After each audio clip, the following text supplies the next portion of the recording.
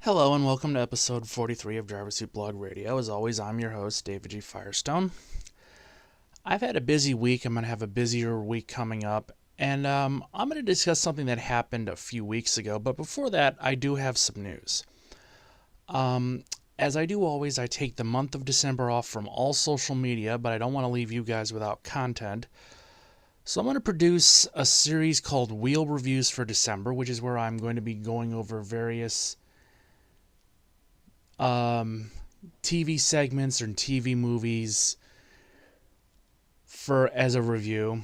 I did this on the Driver's Seat blog. I'm going to be doing it again this year. I may even get some help. I don't know at this moment. And I'm going to start on this later today, but let's get to the topic of the week. So, as you know, if you've been watching this channel, I have a decent collection of toss coins from NFL games, cricket games, and tennis matches. I found the subject of toss coins interesting for quite some time, and it's kind of interesting that some teams are more willing to sell their coins than others. I don't know what the protocol is for that, but if you want to get an NFL coin from an auction, you go to the NFL auction site, which is run by the NFL. Now, for most of the coins that are listed, the toss coins are usually some kind of coin produced by the NFL through the Highland Mint. Now, usually these designs include the logo, the home team, and or a promotional partner like breast cancer or the Department of Defense. In rare instances, a government coin can also be used like a government issue piece of currency, like this U.S. silver dollar coin, which was used for the September 9th, 2021 Cowboys-Buccaneers game. So we get to the subject of this particular podcast. For the October 23rd Colts-Titans game, referee Ron Torbert used a personalized coin design which features Torbert's referee shirt on one side and the NFL logo on the other side. This doesn't appear to be a traditional toss coin, but more of a personal challenge coin. But in any event, I think that letting a ref use a personal branded coin instead of the traditional NFL issued coins could be detrimental. Now, while the NFL does not make the coins in-house, but subcontracts the process to the Highland Mint, and say whatever you want to about the Highland Mint. I know there are people who really do not like the Highland Mint, but they're good at what they do. Now, this is done this way to avoid conflict of interest. I don't think the NFL could easily afford the machinery to make these coins, but to prevent conflict of interest, they don't. It's the same reason that state lotteries subcontract the ticket-making process, or why companies hire outside printing companies to print contest materials. It's basically done to prevent conflict of interest, which is going to be a recurring theme here, so get used to hearing it. So I ended up finding this one kind of interesting, and I sent it to Paul Lucas as a ticker item, and he was so amazed by this, he wrote an entire column on it, linked in the description. In the comments, I found someone who made a couple of comments, but he clearly does not know what he's talking about. He's obviously not into game use stuff. He obviously doesn't understand how the market works. So I'm going to just read. It's two different quotes, but I've condensed it into one paragraph. Hypothesis based both on military/civil challenge coin customs and on the NFL regulations. The NFL's the ref's coin is given as a souvenir such as to team captains, not used for the coin flip. Even by the standards of challenge coin design, the heads, tails distinction on the ref's coin is very ambiguous. Quote, the auction description says, end quote, is not evidence one way or the other of it being game used. I can claim that I saw Bigfoot, but biologists are going to want some physical evidence before they add a new genus to the primate order. Plus, quote, the ref used the officially required coin for the toss and then handed it to his handed his personal challenge coin to each player captain at the end of the ceremony, probably counts as quote-unquote game used by some memorabilia auction standards. Regardless, I'd love to know if there's any evidence of a personal ref coin being used as a toss coin in the NFL game.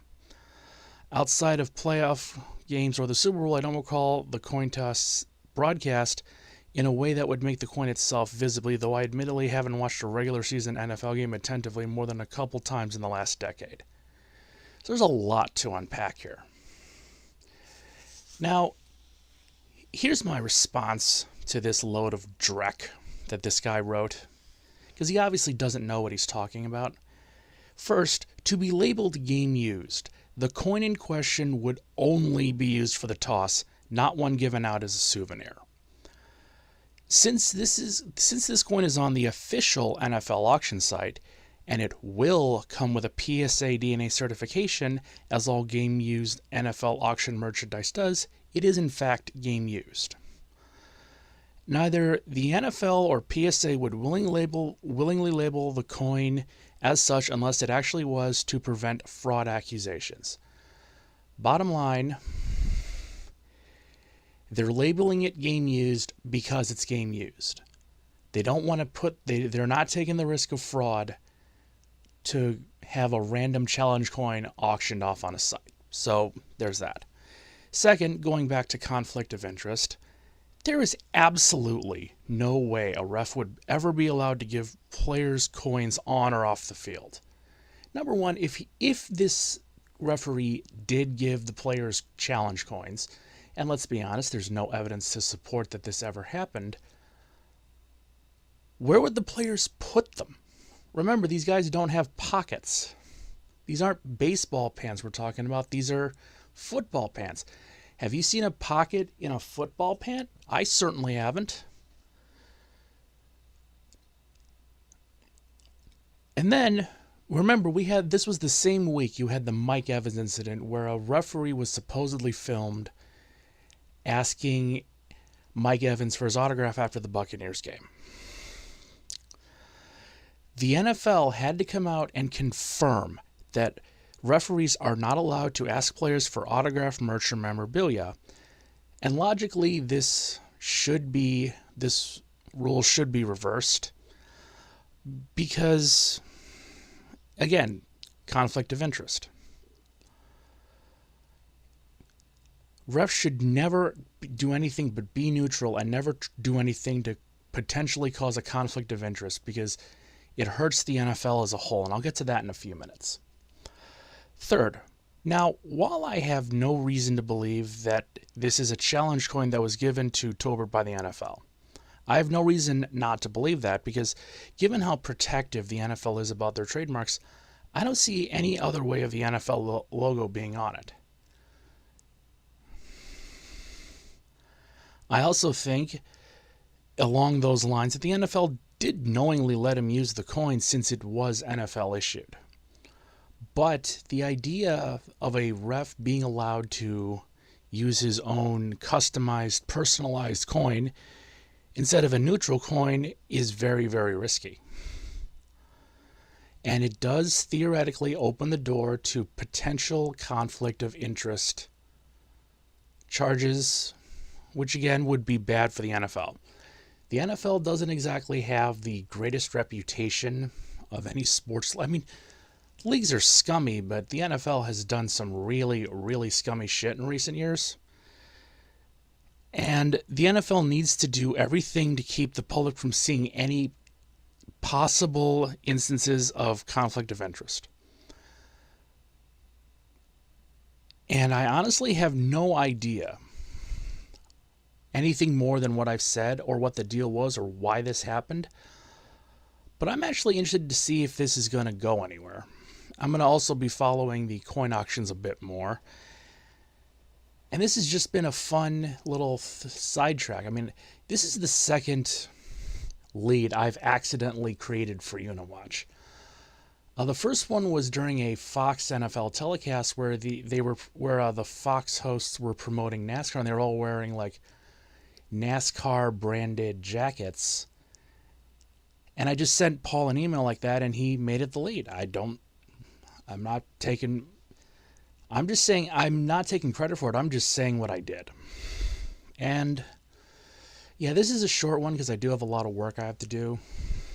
So episode 43 is now coming to an end, and we'll go back to racing next week, I promise. I'm David G. Firestone. Leave a like, comment, share, and subscribe, and I'll see you next week with episode 44 of Driver Suit Blog Radio.